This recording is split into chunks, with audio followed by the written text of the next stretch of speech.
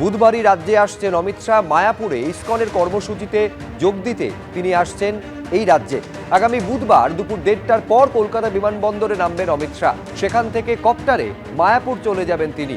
মায়াপুরে কর্মসূচিতে 2 ঘন্টা থাকার পর বিকেলে ফিরে যাবেন কেন্দ্রীয় স্বরাষ্ট্রমন্ত্রী।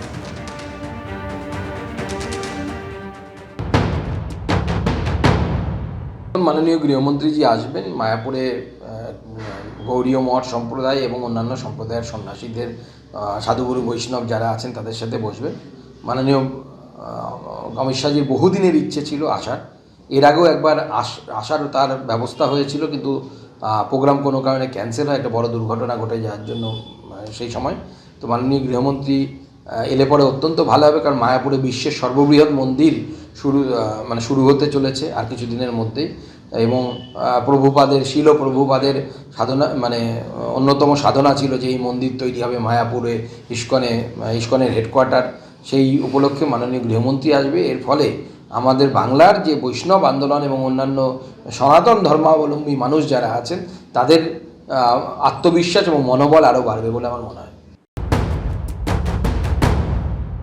2021-এর নির্বাচনের আগে ঠিক এইরকম ভাবে একটা মায়াপুরে শিক্ষায়ের একটা প্রোগ্রাম করা হয়েছিল।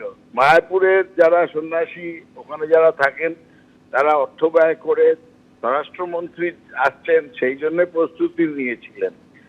ঠিক আগের দিন সন্ধ্যেবেলায় জানিয়ে দেওয়া হয় তিনি আসবেন না, এবং তার জন্যে স্বরাষ্ট্রমন্ত্রকের তরফ থেকে কোনো যে একটা বলা মায়াপুরের সন্ন্যাসীদের কাছে যে দুঃখিত, এবং তারপরে 5 বছর কেটে গেছে আর এই মুখ হননি, মায়াপুর মুখ হননি স্বরাষ্ট্রমন্ত্রী।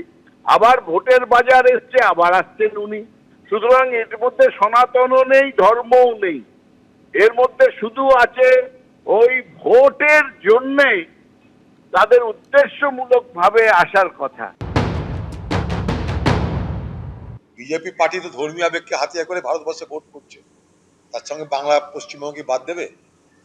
ধর্মীয় আবেগ তার সঙ্গে বিভাজন, এটাই বাংলার রাজনীতির এখন নিয়ম হয়ে দাঁড়িয়েছে। আমরা সেখান থেকে বেরিয়ে আসতে চাইছি। বাংলার মানুষকে বলবো, আপনাদের জীবনের আরো অনেক সমস্যা আছে, অনেক মৌলিক সমস্যা আছে, শিক্ষা, স্বাস্থ্য, রুটি রুজি সবকিছু আছে। নির্বাচন রাজনৈতিক হোক, নির্বাচন ধর্মীয় না হয়ে নির্বাচন রাজনৈতিক হোক, নির্বাচন সাম্প্রদায়িক না হয়ে নির্বাচন মানুষের পক্ষে বিপক্ষে রায়ের মাধ্যমে পরিচালিত হোক। বুধবার রাজ্যে আসছেন কেন্দ্রীয় স্বরাষ্ট্রমন্ত্রী। তার আগেই অমিত শাহর কাছে শুভেন্দু অধিকারী। কেন্দ্রীয় স্বরাষ্ট্রমন্ত্রীর বাসভবনে বিরোধী দলনেতা আধ ঘন্টা বৈঠক করেন। কথা হয়েছে রাজ্যের বিধানসভা ভোটের প্রধান ইস্যু নিয়ে। কেন্দ্রীয় স্বরাষ্ট্রমন্ত্রীর সঙ্গে সাক্ষাৎ নিয়ে জানালেন শুভেন্দু অধিকারী।